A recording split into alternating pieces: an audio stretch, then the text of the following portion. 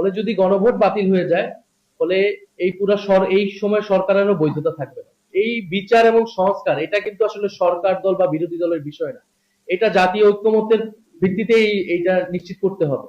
ফলে আমরা বিচার সংস্কার এবং এই দুর্নীতি প্রশ্নে আমরা কিন্তু বিন্দু পরিমাণ ছাড় দিব না।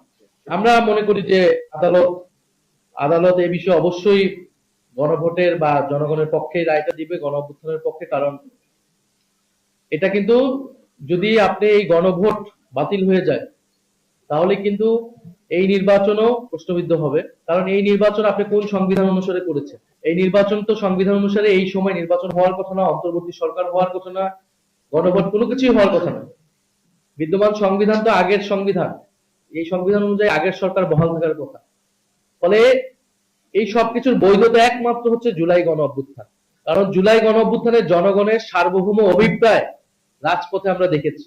সেই অভিপ্রায় অনুসারেই কিন্তু আপনারা পরবর্তীতে সংস্কার কার্যক্রমগুলা হয়েছে, গণভোটের আদেশ রাষ্ট্রপতি কর্তৃক দেওয়া হয়েছে এবং সেই আদেশ অনুসারে গণভোট এবং এই নির্বাচন হয়েছে।